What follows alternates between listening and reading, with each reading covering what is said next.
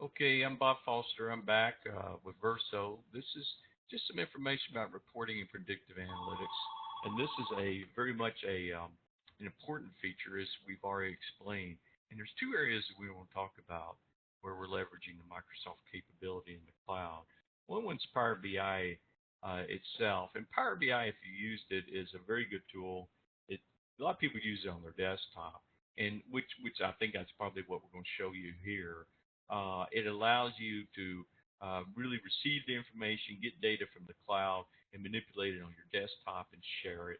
And it allows you to see, various graphs. Let's take a look at that here. Let's go see if we can't select if I can hit the right button. See if we can hit Power BI here. And there it is, the desktop version. Let's just launch that very quickly.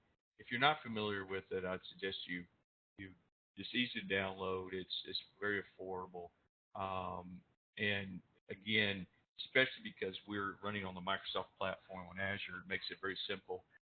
This is the kind of information you get. You would sign in if necessary. Here's some reports that we've had in the past.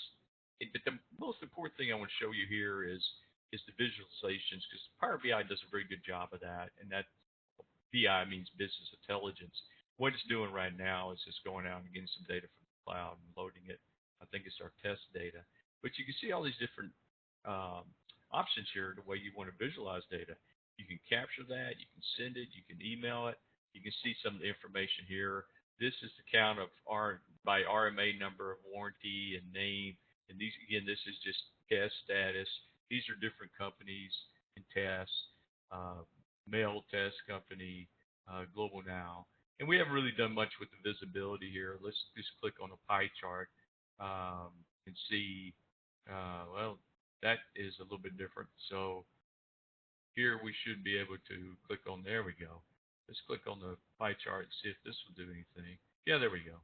So obviously you can see how you can partition the information. So in case of the what we're talking about with warranty and product returns and tracking, that obviously can be very helpful because you're parsing the data, you're gathering it, and you're reflecting it, and you can see on this particular report we created, it's just a case report, it's by company, those kinds of things. So I just wanted to show the Power BI, and we create views, and then you can use it to really do whatever you want to with it. So it's very compelling.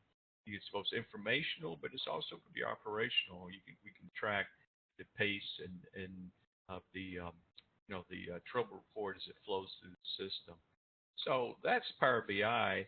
The other thing that's probably one of the most interesting areas that we've really have begun to use is the machine learning side, and of course that's all the rage.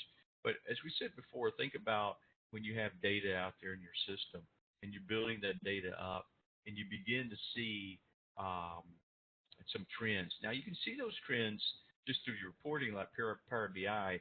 But the promise of machine learning, and I think it's really applicable for what we're doing with product returns, is really to let the machine provide some insight. And that's done, and this is where data science gets involved, but that's done in these experiments. And we're running these on Azure, the Machine Learning Studio with Azure, and you can see that here's a workflow associated with these experiments. So it makes it very relatively easy for people that understand data, and that's really what you're after. So you can score, you can create scored models, and for those of you that are into data science, there's linear regressions and those kinds of things. But for those of us who are clueless sometimes when it comes to data science, what we're interested in um, is the outcome. And this is just a visualization of some of the scoring and the information that came from machine learning. It may not mean much here, but you can see there's some different information by company, MTRs, that kind of thing. And you'll see that there's scored labels. And what this turns into is a prediction of whatever you're after with that particular experiment.